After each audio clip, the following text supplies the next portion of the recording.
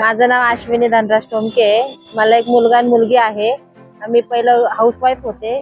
मला म्हणजे बाहेर कामाला जायची खूप इच्छा होती, पण मला संधी भेटत नव्हती बाहेर कामाला जायची. तर मग आमच्या इथे एक अशाच अचानक युथ एड फाउंडेशन यांच्याकडून 2 मॅडम आणि सर आले होते. त्यांनी आम्हाला खूप म्हणजे बाहेर कसं वागायचं आणि कसं हे करायचं त्यांनी खूप आम्हाला शिकवलं. स्वतःमध्ये माझ्या बदल म्हणजे मी पहिल्यांदा खूप म्हणजे असं माझी हिंमत नव्हती बाहेर जाऊन जॉब करायची. तेव्हा युथ एड फाउंडेशन आल्याबद्दल त्याच्यामधून मला खूप म्हणजे त्यांनी प्रोत्साहन दिलं. हार्ड स्किल्स मध्ये, सॉफ्ट स्किल मध्ये म्हणजे समोरच्या संग म्हणजे कसं वागायचं, आपण समोरच्याला रिस्पेक्ट कशी द्यायची, म्हणजे महिलांमध्ये जेंट्समध्ये तर भेदभाव नाही करायचा, पण बाहेर कसं राहायचं हे त्यांनी शिकवलं. आपण पंपावर काम करताना नवीन नवीन तर खूप डेंजर अनुभव आले. खूप म्हणजे वेगळे वेगळे माणसं पण भेटले, खूप बोलणारे पण बोलले, अरे तुम्ही लेडीज पंपावर काय काम करू शकतात. आणि काही माणसं पण अरे लेडीज आम्हाला काही जणांनी उठून सल्यूट पण केला. मग त्याच्याबद्दल आम्ही त्यांनी सल्यूट केला, त्यांचे आम्ही खूप आभारी आहेत. त्यांच्यामुळे आम्हाला अजून प्रोत्साहन भेटलं. आणि जे बोलले त्यांच्या हिमतीवर आम्ही जास्त काम केलं. त्यांना पण आम्ही सल्यूट, कारण का ते 4 चौघात बोलले, पण आम्ही त्यांच्या तेच बोलले, अरे पंपावर लेडीज कुठं काम करू शकतात, आम्ही ते त्यांना दाखवून देतो. कळालं की युथ एड फाउंडेशन आहे ते सॉफ्ट स्किल्स करतात, ट्रेन करतात. त्या हिशोबाने आम्ही त्यांच्याकडे एक डिमांड केलं होतं की आम्हाला काही स्टाफ पाहिजे है, तर त्यांनी लेडीज स्टाफ पाहिजे स्पेशली, तो लेडीज स्टाफ दिले. लेकिन मुझे बोलने में काफ़ी खुशी है, आनंद होता है कि भाई इन्होंने बहुत अच्छी तरह से हँडल किया. म्हणजे खूप प्रेमाने आणि खूप सोफिस्टिकेटेडली त्यांनी ते सगळे प्रॉब्लेम्सला बाहेर पडले.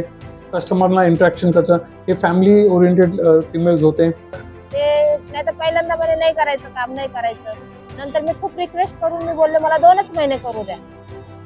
2 महिने केल्याच्या नंतर मग मी आता स्वतःला मी प्रूव्ह केलं, मी काम करू शकतो पंपावर आणि मी समोरच्या संग लढू पण शकतो. त्यात पहिल्यांदा तर माझे मिस्टर तर ट्रेनिंगला पण नाही बोलत होते, पण आम्ही आमच्या इथे काही थोड्याफार महिला आहेत, त्यांनी पण थोडं माझ्या मिस्टरांना समजवलं.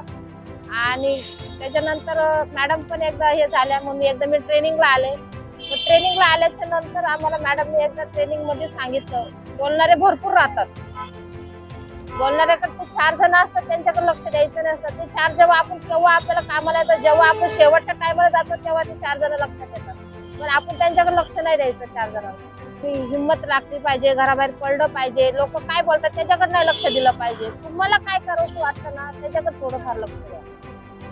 आणि काही ठिकाणी आपण म्हणतो जॉबच्या ठिकाणी काही गोष्टी चांगल्या नसतात, पण नाही, तिथे आपण सिद्ध करून द्यायचं असतं, तिथे सगळं चांगलं असतं. आपण म्हणतो नाही माझ्या घरचे सासू सासरे असे बोलतात.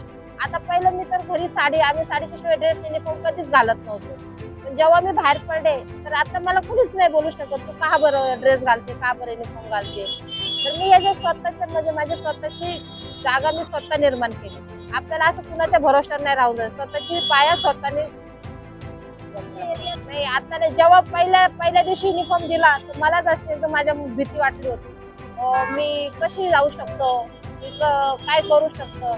पण नाही, मीच थोड्या म्हणलं नाही, मी जेव्हा मी युनिफॉर्म घालून लोक काय 4 बोलतील मी ते ऐकत, मी त्यांना सांगत.